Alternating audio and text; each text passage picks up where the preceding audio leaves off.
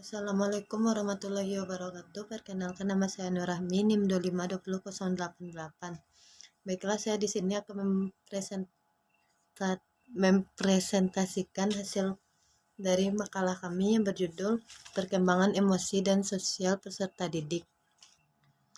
Yang A. Pengertian perkembangan sosial dan emosional. Emosi adalah perasaan yang ada di dalam diri individu. Emosi dapat berupa perasaan senang atau tidak senang, perasaan baik atau buruk. Dalam World Book Dictionary 1994, emosi didefinisikan sebagai berbagai perasaan yang kuat. Perasaan benci, takut, marah, cinta, senang, dan kesedihan. Macam-macam perasaan tersebut adalah gambaran dari emosi. Goleman 1995 menyatakan bahwa emosi merujuk pada surat perasaan atau pikiran-pikiran khasnya, suatu keadaan biologis dan psikologis serangkaian kecenderungan untuk bertindak. Menurut Sanjoyo 2002, emosi merupakan dasar dari perkembangan kepribadian dan sosial. Emosi itu penting karena peserta didik memiliki kebutuhan untuk: 1. Mempertahankan diri, 2. Membuat keputusan, 3. Menciptakan batasan, dan 4. Komunikasi.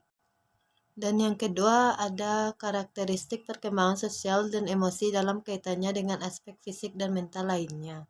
Menurut Lewis dan Rosenblum, Stewart 1985, mengutarakan proses terjadinya emosi atau mekanisme emosi melalui 5 tahapan. Yang pertama yaitu elicitators, yaitu adanya dorongan berupa situasi atau peristiwa. Kedua ada receptors, yaitu aktivitas di pusat sistem saraf. Ketiga yaitu ada state, yaitu perubahan spesifik yang terjadi dalam aspek fisiologi. Keempat ada expression. Kelima ada experience, yaitu persepsi dan interpretasi individu pada kondisi emosionalnya.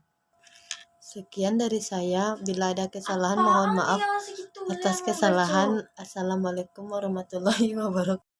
Bismillahirrahmanirrahim. Assalamualaikum warahmatullahi wabarakatuh. Perkenalkan, nama saya Firza Poyan, NIM 2520110. Saya dari kelompok 9 yang akan mempresentasikan hasil makalah kami. Dan saya akan mempresentasikan yang bagian C. Faktor yang mempengaruhi perkembangan emosi sosial peserta didik.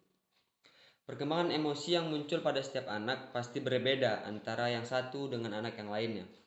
Ini disebabkan karena adanya faktor-faktor yang mempengaruhinya.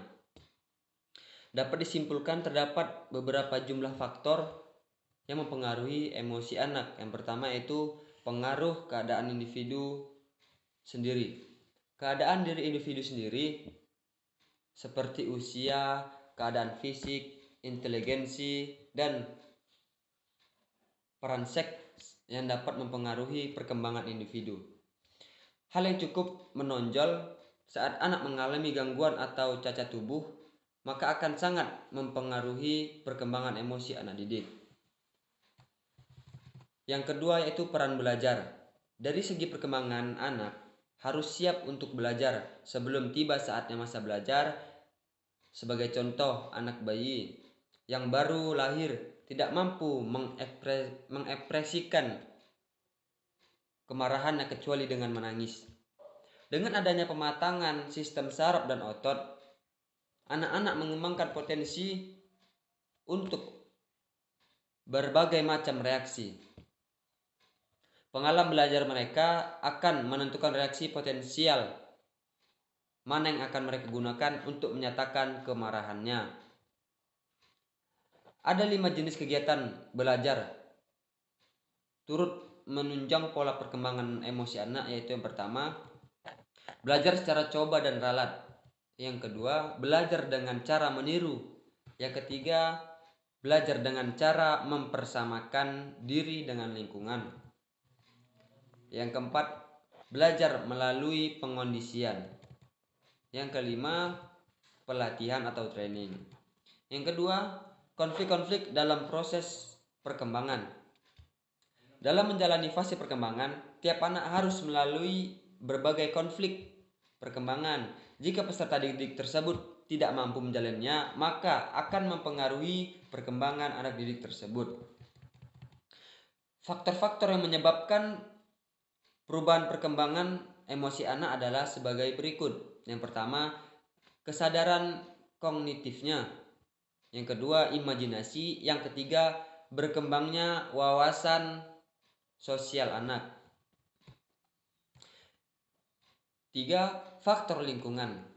Emosi anak-anak akan positif jika lingkungan juga positif, dan sebaliknya. Faktor lingkungan ini terbagi menjadi 3, yaitu lingkungan keluarga, lingkungan tempat tinggal, lingkungan sekolah. Faktor individu ini termasuk kematangan bersosialisasi, memerlukan kematangan fisik dan psikis.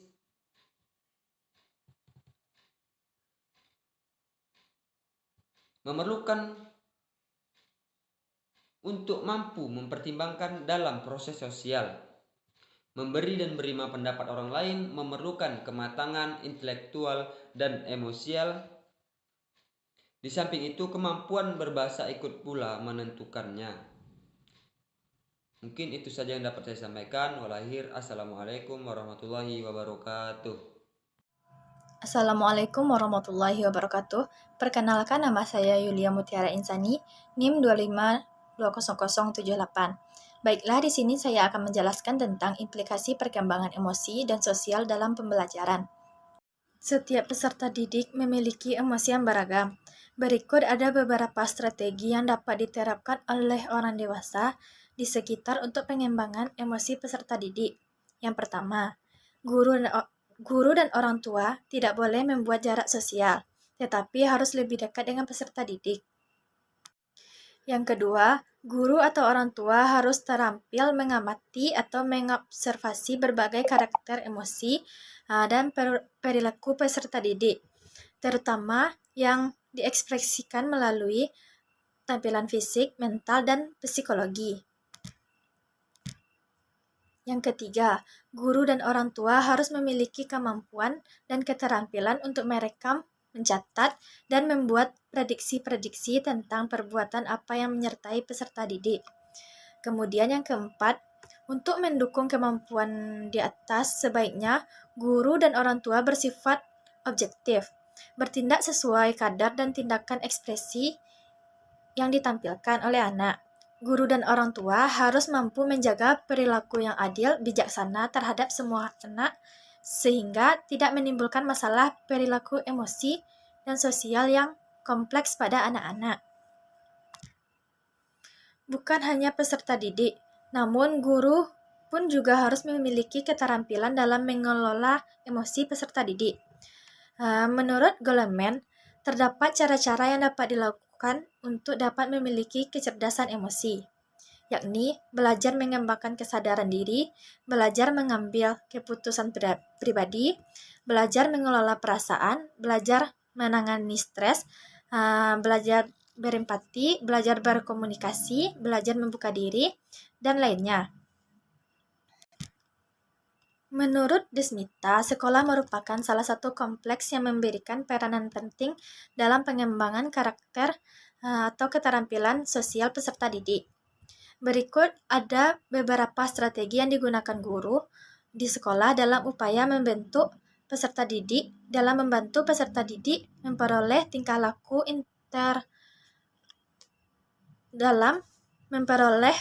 laku interpersonal yang efektif. Yang pertama, mengajarkan keterampilan-keterampilan sosial dan strategi pemecahan masalah sosial. Yang kedua, menggunakan strategi pembelajaran yang kooperatif. Yang ketiga, memberikan label perilaku yang pantas. Yang keempat, meminta siswa untuk memikirkan dampak dari perilaku-perilaku yang mereka miliki. Yang kelima, mengembangkan program